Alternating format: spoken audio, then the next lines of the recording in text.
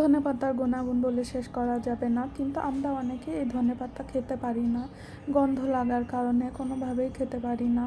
এ কারণে আমি আপনাদেরকে আজকে খুবই মজার একটি রেসিপি করে দেখাবো ধনেপাতা দিয়ে, যেটা সকলে অনেক পছন্দ করবে।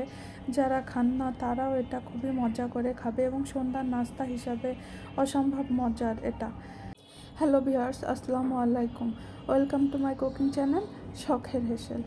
এখানে একটা বাটি নিয়েছি, বাটিতে আমি 4 চামচে করে বেসন নিয়ে নিচ্ছি। 10 চা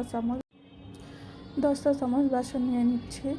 এখানে আমি হাফ চা চামচের মতো আস্ত জিরা দিয়ে দিয়েছি, হাফ চা চামচ শুকনো মরিচ গুঁড়া, হাফ চা চামচ ধনিয়া গুঁড়া, হাফ চা চামচ লবণ, হাফ চা চামচ খাবার সোডা দিয়ে খুব ভালোভাবে মিশিয়ে নিয়েছি। এখন আমি পরিমাণ মতো পানি দিয়ে এই বেসনের পেস্টটা খুব ভালো মতো করে নিব। এখানে আমার 10 চা চামচের বেসনের জন্য 1 কাপের মতো পানি লেগেছে। এখানে 1 মুঠের মতো ধনেপাতা নিয়েছি। এখানে আমি একটা কড়াইতে পরিমাণ মতো তেল গরম করে নিয়েছি। এখন আমি 5 থেকে 6টা করে ধনেপাতা নিব এবং ওই বেসনে চুবিয়ে এই চপগুলো ভেজে নিব। দেখুন, এভাবে চুবিয়ে আমি এবার তেলে দিয়ে দিচ্ছি। তেলটা অবশ্যই লো আঁচে রেখে ভাজবেন, তাহলে অনেক মুচমুচা হবে। একটু সময় ধরে ভাজবেন, তাহলে অনেক মজা হবে এবং মুচমুচা হবে। এখন আমি অপর পিঠটা উল্টে দিচ্ছি। এভাবে আমি একটা ব্রাউন কালার করে সব ধনেপাতার চপগুলো ভেজে নিয়েছি। সবগুলো এখন আমি উঠিয়ে নিচ্ছি। দেখুন, একে একে সব ধনেপাতার চপগুলো এভাবে আমি উঠিয়ে নিয়েছি। কালারটা কত সুন্দর এসেছে। এখন পরিবেশনের পালা। এখানে আমি কিছু কাঁচা ধনিয়া পাতা এবং টমেটো দিয়ে পরিবেশন করেছি।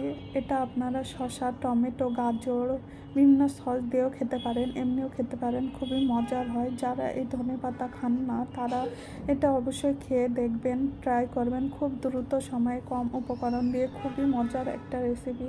কোনোভাবে এটা গন্ধ লাগবে না, বাচ্চা থেকে বড় সকলে এটা অনেক পছন্দ করবে এবং সন্ধ্যার নাস্তা হিসাবে এটা অসম্ভব মজার একটি নাস্তা এবং পুষ্টিগুণে সমৃদ্ধ এই ধনেপাতা। সকলেই এটা অবশ্যই সকলে এটা ট্রাই করে দেখবেন। বাচ্চা থেকে বড় সকলে এটা অনেক পছন্দ করবে। খুবই ঝটপটভাবে তৈরি করে নেওয়া যায়। খুবই মজার, অসম্ভব মজার একটা রেসিপি।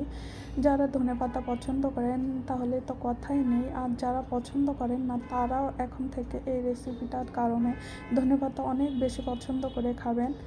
আর আমার এই ভিডিওটা যদি ভালো লেগে থাকে তাহলে অবশ্যই লাইক, কমেন্ট এবং শেয়ার করবেন। অবশ্যই সাবস্ক্রাইব এবং ফলো করে দিবেন।